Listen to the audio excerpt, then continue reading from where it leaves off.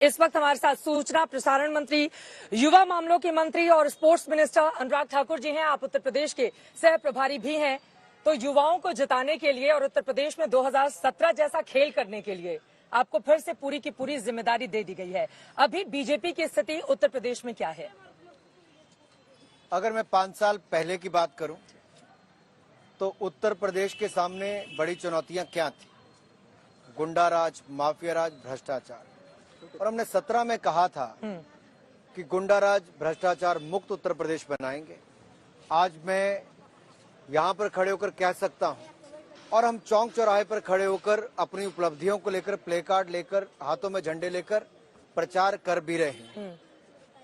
और हम क्या कह रहे हैं कि जो 5 साल पहले संकल्प लिया था उसको सिद्ध करके दिखाया है। गुंडा राज, भ्रष्टाचार मुक्त उत्तर प्रदेश बनाया है। अपराधियों, माफियों, दंगइयों के खिलाफ कार्रवाई करके दिखाई है। बंद हुआ अवैध कब्जों का कारोबार। यूपी फिर मांगे भाजपा सरकार। अखिलेश यादव आप लोगों को घेर रहे हैं जबरदस्त तरीके से, और अब तो 300 यूनिट फ्री बिजली, पुरानी पेंशन की बहाली, हर महीने गरीबों को 1500 रुपए उनके सीधे खाते में डालने की बात उनकी ओर से कही गई है। मैं इस पर केवल हंस सकता हूं। अखिलेश जी की सरकार में बिजली की तारें कपड़े सुखाने के काम आती थी। एक महीने में 300 घंटे बिजली नहीं मिल पाती थी। वो 300 यूनिट बिजली मुफ्त में कहां से देंगे?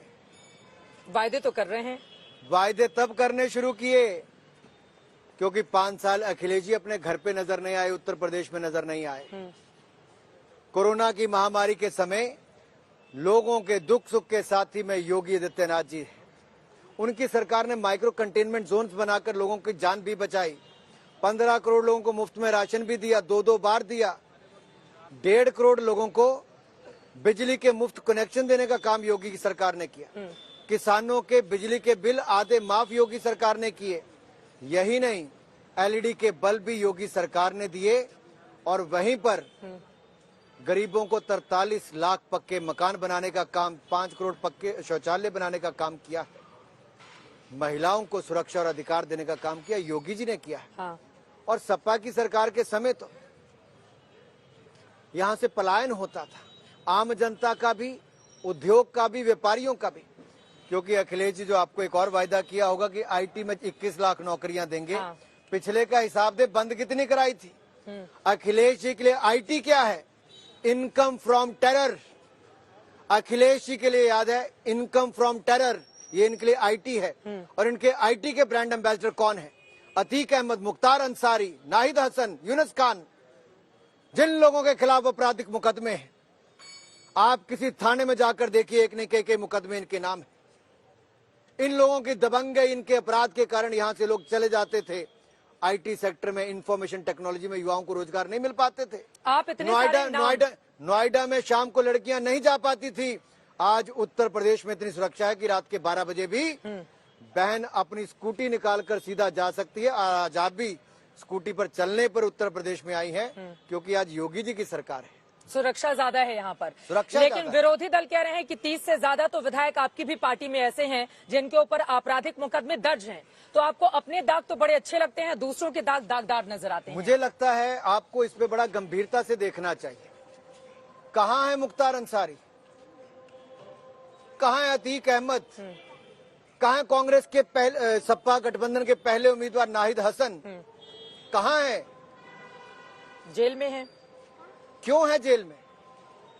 चुनाव नजदीक आए, विरोधियों का ऐसा वार है कि दरअसल चुनाव को देखते हुए जब माहौल बदल रहा है तो अब लोगों को जेल भेजा जा रहा है। देखिए कौन गया जेल में? चित्रा जी, आप मन से जेल जाना चाहेंगी? वो लोग आपने कोई अपराध किया होगा? चलिए, मुख्तार अंसारी जी आपकी नजर में क्या है? क्या है आपकी नजर में? क्या है बताइए। आपके मुख्तार अंसारी ने जो गुनाह किए हैं उसके कर्मों की सजा उनको मिल रही है। अतीक अहमद आपकी नजर में क्या है? अब मेरे सर्टिफिकेट देने से क्या होगा? जो विरोधी दल आरोप लगा रहे हैं आप उस पर जवाब दीजिए। सारे जो अपराधी कह रहा हूँ, लेकिन नाहिद हसन अपराधी दंगइयों, गुंडों पर मार करने का काम किया। हम सीना ठोक कर कहते हैं कि इन अपराधी दंगइयों, माफियों के खिलाफ कार्रवाई की तो योगी सरकार ने की। लेकिन कैराने से अभी उनका टिकट कटा नहीं है और उनकी बहन भी नामांकन कर चुकी हैं कि अगर बीजेपी वाले फंसाने की कोशिश करें मैं तो आपका उनके बहुत परिवार से आभारी कोई जीत सके। मैं आपका बहुत आभारी हूं, आपने सवाल पूछा, क्योंकि सपा गठबंधन की उम्मीदवार ये उम्मीदवार नहीं, जनता की उम्मीदों पर वार करने वाले। सपा गठबंधन के उम्मीदवारों की दूसरी सूची आ ही नहीं पाई।